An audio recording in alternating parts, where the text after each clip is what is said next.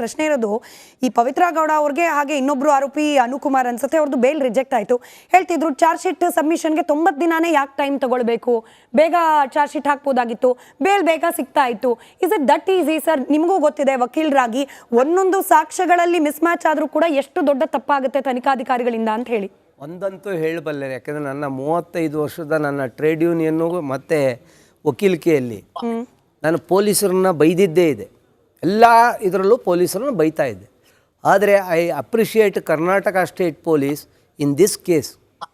ಯಾಕೆಂದರೆ ಅಡ್ವಾನ್ಸ್ ಟೆಕ್ನಾಲಜಿನ ಉಪಯೋಗಿಸಿದ್ದಾರೆ, ಡಿಜಿಟಲ್ನ ಉಪಯೋಗಿಸಿದ್ದಾರೆ, ರಿಟ್ರೈವಿಂಗ್ ಮಾಡ್ತಾ ಇದ್ದಾರೆ.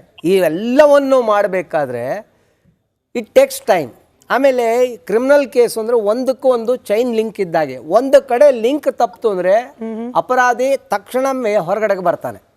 ಹಾಗೇನೆ ಇಲ್ಲಿ ಇನ್ನೊಂದು ಹೇಳ್ತೀನಿ, ತಮಗೆ ಗೊತ್ತಿರ್ಬೋದು, RTI ಅಪ್ಲಿಕೇಶನ್ ಹಾಕಿದ್ರೆ 30 ದಿನ.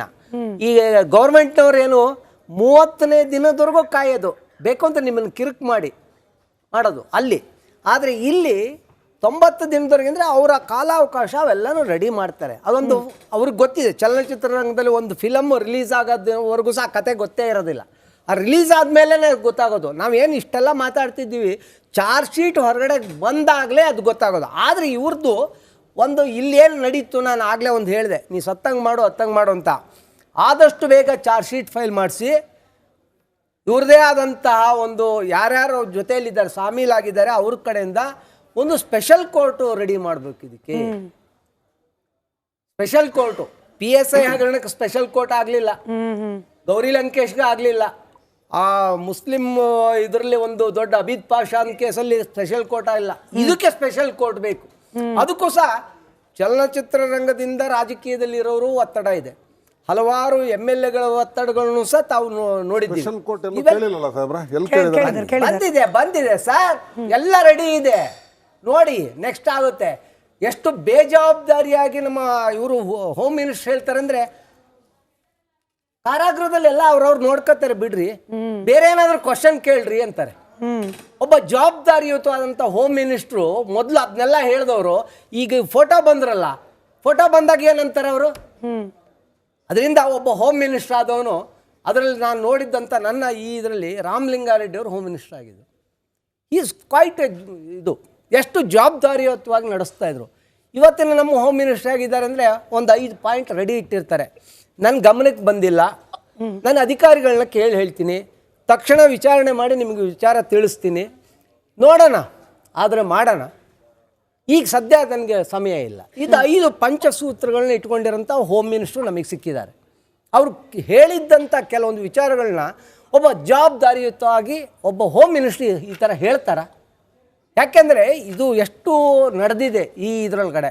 ಇದರ ಹಿಂದೆ ಮಾಧ್ಯಮಗಳಲ್ಲಿ ಅದಕ್ಕೆ ಕೇಳಿದ ತಕ್ಷಣ ನಿಮ್ಗೆ ಯಾರ್ದು ಸೋರ್ಸು ಅಂತ ಕೇಳ್ತಾರೆ. 2 ಕೋಟಿಯವರೆಗೆ ನಡೆದಿ ಅಂತ. ನಿಮಗೆ ಭಾಳ ಸಿಂಪಲ್ಲಾಗಿ ಹೇಳ್ತೀನಿ, ಇವೆಲ್ಲ ನಡೆಯೋದಕ್ಕೆ ಹಿಂದೆ ಡಿ ರೂಪಾ ಅವರಿದ್ದರು. ಶಶಿಕಲಾ ಅವರು, ಜಯಲಲಿತಾ ಅವ್ರಿಗೆ ಸ್ಪೆಷಲ್ ಟ್ರೀಟ್ಮೆಂಟ್ ಕೊಟ್ಟಿರೋದು ಒಂದು ಎನ್ಕ್ವೈರಿನೇ ಆಯಿತು.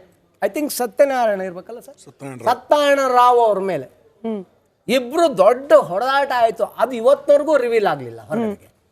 ಅವಾಗಲೂ ಸಹ ನಾನು ಸ್ಪೆಷಲ್ ಟ್ರೀಟ್ಮೆಂಟ್ ತಾನೆ. ಇದೇನು, ಅವ್ರೇನು ಗೆಸ್ಟ್ ಹೌಸಲ್ಲಿ ಕೂತಿಲ್ಲ, ಪರಪ್ಪನ ಅಗ್ರಹಾರದ ಹೋಮ್ ಸ್ಟೇಯಲ್ಲಿ ಕೂತಿದ್ದಾರೆ. ನಾನು ಪುನಃ ಅದನ್ನು ರೀಟ್ರೇಟ್ ಮಾಡಿ ಯಾಕೆ ಹೇಳ್ತಾ ಇದ್ದೀನಿ ಅಂದರೆ, ಆಯಿತು ಇದನ್ನು ನೀವು ಅವ್ರಿಗೆ ಕೊಟ್ಟಾಗ ಸಿಮಿಲರ್ ಟೈಪ್ ಎಲ್ಲ ಕೈದಿಗಳಿಗೂ ಕೊಡ್ರಪ್ಪ, ಅಷ್ಟೇ, ಎಲ್ಲರಿಗೂ ಕೊಡ್ರಪ್ಪ. ಯಾಕೆ ನೀವು ಅದನ್ನ ಇದು ಮಾಡ್ತೀರಿ, ತಾರತಮ್ಯ ಯಾಕೆ ಮಾಡ್ತೀರಿ? ಆಮೇಲೆ ಸಮಾಜಕ್ಕೆ ಯಾವ ಸಂದೇಶ ಕೊಟ್ಟಿದ್ದೀರಿ ನೀವು? ಬಹಳ ಒಳ್ಳೆ ಸಂದೇಶಗಳು ಬಂದಿದೆ ನಮಗೆ. ಯಾಕೆಂದರೆ ನಾನು ಭಾಳಷ್ಟು ಫಿಲಮ್ಗಳ ಬಗ್ಗೆ ನಾನು ಕೇಸ್ಗಳನ್ನ ನಡೆಸಿದ್ದೀನಿ. ನಿಮಗೆ ಗೊತ್ತಿರ್ಬೋದು, ನೈಜ ಘಟನೆಯನ್ನು ಆಧಾರಿತ ಚಿತ್ರ ಇಲ್ಲಿ ಬೆಂಗಳೂರು ಹತ್ತಿರದಲ್ಲಿ ಇತ್ತಲ್ಲ ಸರ್, ಅದು ಯಾವುದು ಊರು?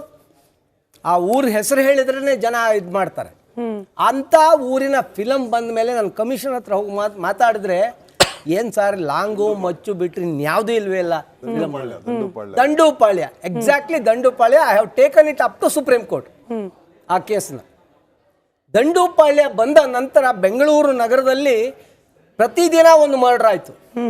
ದಿಸ್ ಈಸ್ ದಿ ಸಂದೇಶ ಇವ್ರು ಕೊಡೋಂಥದ್ದು. ಮುಂಗಾರು ಮಳೆ ಇಲ್ವೇ ಇಲ್ಲ. ತದನಂತರ ಓಂ ಬಂತು. ಓಂ ಅದಕ್ಕಿಂತ ಮೊದಲೇ ಬಂದಿತ್ತು. ಆವಾಗಲೇ ಬಂದಿದ್ದು.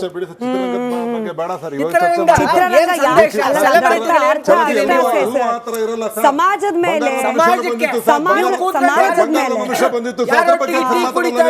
ಯಾರೊಟ್ಟಿಗೆ ಟೀ ಕುಡಿತಾ ಇದ್ದೀರಿ? ಬಂಗಾರದ ಮನುಷ್ಯ ಅದ್ರ ಬಗ್ಗೆ ಮಾತಾಡ್ರಿ. ಮಾತಾಡ್ತೀನಿ. ಮಾತಾಡ್ತೀನಿ. ಕೆಟ್ಟದ್ದು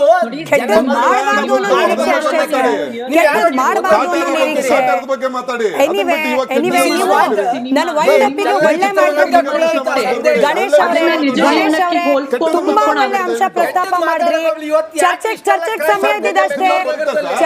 ಸಮಯ ಇದ್ದಿದ್ದಷ್ಟೇ. ಧನ್ಯವಾದ ಗಣೇಶ್ ಸರ್. ಲಾಸ್ಟ್ ಅಲ್ಲಿ ತುಂಬಾ ಒಳ್ಳೆ ವಿಚಾರ ಪ್ರಸ್ತಾಪ ಮಾಡಿದ್ರಿ. ಬಂಗಾರದ ಮನುಷ್ಯನಂತಹ ಚಿತ್ರವನ್ನ ಕೊಟ್ಟ ಚಿತ್ರೋದ್ಯಮ, ಅಂಥದ್ದೇ ವ್ಯಕ್ತಿತ್ವ ಉಳ್ಳ ರಾಜ್ಕುಮಾರನ್ನ ಕಂಡ ಕನ್ನಡದ ಸಿನಿ ಪ್ರೇಕ್ಷಕರು ಬರೋ ಎಲ್ಲಾ ಸೆಲೆಬ್ರಿಟಿಯಿಂದ ಅಂಥದ್ದನ್ನೇ ನಿರೀಕ್ಷೆ ಮಾಡೋದು ಸರ್. ಅಂಥದ್ದೇ ನಿರೀಕ್ಷೆ. ಹಾಗಾಗದೇ ಇದ್ದಾಗ್ಲೇ ಇಂಥ ಚರ್ಚೆಗಳಾಗೋದು. ಕಮ್ಮಿ ಆಗ್ಲಿ ಇಂಥ ಚರ್ಚೆ ಅಂತ ನಿರೀಕ್ಷೆ ಮಾಡೋಣ. ಕಮ್ಮಿ ಆಗ್ಲಿ ಇಂಥ ಚರ್ಚೆಗಳಂತ ನಾನೇ ನಿರೀಕ್ಷೆ ಮಾಡ್ತಿದ್ದೀನಿ. ಧನ್ಯವಾದ ಎಲ್ರಿಗೂ ಕೂಡ ಚರ್ಚೆಯಲ್ಲಿ ಭಾಗಿಯಾದಕ್ಕೆ. ನೋಡ್ತಾ ಇರಿ ರಿಪಬ್ಲಿಕ್ ಕನ್ನಡ, ಇದು ನಿಮ್ಮ ಧ್ವನಿ.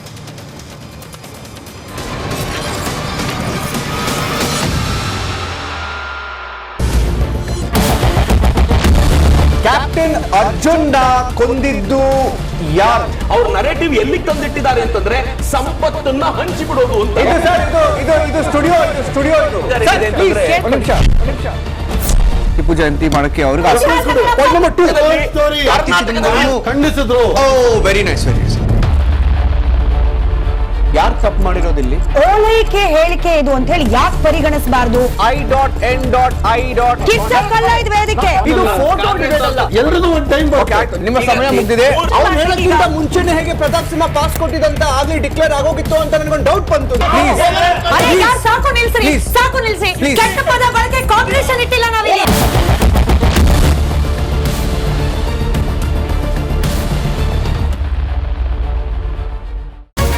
ರಿಪಬ್ಲಿಕ್ ವರ್ಡ್ ಆಪ್ ಇದು ಕೇವಲ ಅಪ್ಲಿಕೇಶನ್ ಅಲ್ಲ, ಸಮಗ್ರ ಸುದ್ದಿಗಳ ಸಂಪರ್ಕ ಮಾರ್ಗಕ್ಕೆ ಕ್ರಾಂತಿಕಾರಿ ಬದಲಾವಣೆ. ರಿಪಬ್ಲಿಕ್ ವರ್ಡ್ ಆಪ್ ಕೇವಲ ಸುದ್ದಿ ಅಪ್ಲಿಕೇಶನ್ ಪರಿಚಯಿಸ್ತಾ ಇಲ್ಲ, ಬದಲಾಗಿ ಡಿಜಿಟಲ್ ಸುದ್ದಿ ಬಳಕೆಯ ಹೊಸ ಯುಗಕ್ಕೆ ನಾಂದಿ ಹಾಡ್ತಾ ಇದೆ. ಇದೊಂದು ಬ್ರೇಕಿಂಗ್ ನ್ಯೂಸ್, ಪ್ರಭಾವಶಾಲಿ ಕಾರ್ಯಕ್ರಮಗಳಿಗೆ ಗಟ್ಟಿಯಾದ ನ್ಯೂಸ್. ಇಲ್ಲಿ ಕೇವಲ ತಾಜಾ ಸುದ್ದಿ, ಅದರ ನೇರ ಪ್ರಸಾರ ಮತ್ತು ಚರ್ಚೆಗಳಿಗೆ ಮಾತ್ರ ಅವಕಾಶ. ರಿಪಬ್ಲಿಕ್ ವರ್ಲ್ಡ್ ಆಪ್ ಡೌನ್ಲೋಡ್ ಮಾಡಿಕೊಳ್ಳಿ. ಗೂಗಲ್ ಪ್ಲೇಸ್ಟೋರ್ ಮತ್ತು ಆಪಲ್ ಆಪ್ ಸ್ಟೋರ್ನಲ್ಲಿ ಲಭ್ಯವಿದೆ.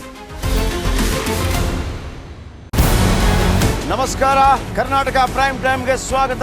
ನಾನು ಜಯಪ್ರಕಾಶ್ ಶೆಟ್ಟಿ. ಇಡೀ ಕರ್ನಾಡು ಇವತ್ತು ರೆಬೆಲ್ ಆಗಿ ನಿಂತಿದೆ.